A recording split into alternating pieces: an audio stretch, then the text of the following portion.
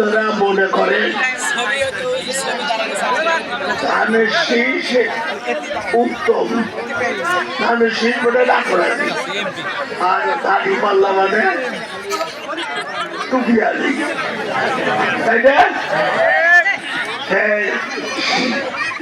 সে এখন যেটাকে আপনারা ভালো মনে করেন তাকে বলছেন, আমার কোনো আপত্তি নাই, কিন্তু একটা জিনিস মনে রাখতে হবে যে তাদের ভোট দিলে কি হবে, ভোট দিলে তারা কি করবে, সেই জিনিসটা আপনাদের খেয়াল রাখতে হবে। তাদের কিছু করার ক্ষমতা আছে, একটা ক্ষমতা আছে, আজান দিতে পারবে আর নামাজ পড়তে পারবে, এই ক্ষমতা তাদের আছে, তাই না? বলবে মানুষ তারা কাদের ইলেকশন আসছে, তাদের কাজই তো নামাজ পড়ানো আর মজলিসে যায় ওয়াজ করা।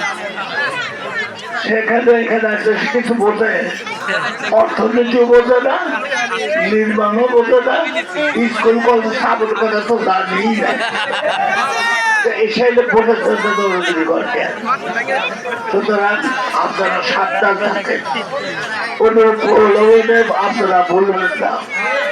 যদি বলেন তাহলে আমাদের জন্য বিপদটা চলে আসবে, আমাদের অস্তিত্বের লড়াই হবে, তখন আমরা বেঁচে থাকবো, ওরা কিন্তু আমাদের রাখবে।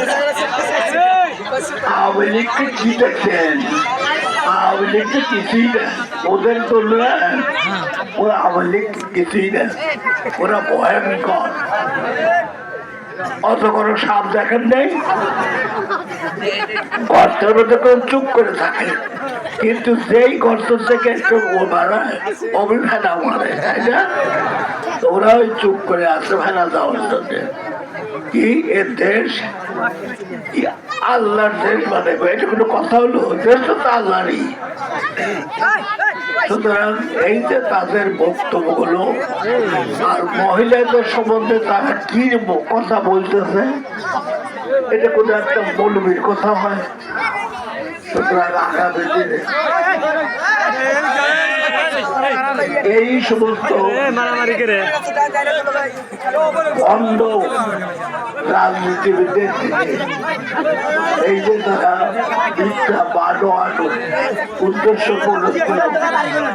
প্রতিশ্রুতি দিচ্ছেন, সেগুলি বিশ্বাস করবেন। আপনারা সকলেই আমরা ধানের শীষের লোক, সুতরাং আমরা একবার কাল অধিক অধিক তাকাবো না, ধানের শীষে ভোট দিয়ে বাড়ি চলে যাবো। আর ওই ভোট দিলে আমি আকবর আলী নির্বাচিত হব, আমি কি অনভিযুক্ত? সুতরাং আমার অতীত কর্মকাণ্ড আছে, সুতরাং আর কিছুই না থাকলে যখন এমপি ছিলাম না তখনই কলেজ করছি, আর উল্লাপাড়া উপজেলার মধ্যে সেইটাই হলো শ্রেষ্ঠ সরকারি কলেজ এখন। সুতরাং আগামীতে আপনারা আমাকে ধানের শেষে ভোট দিয়ে আবারও এমপি নির্বাচিত করেন।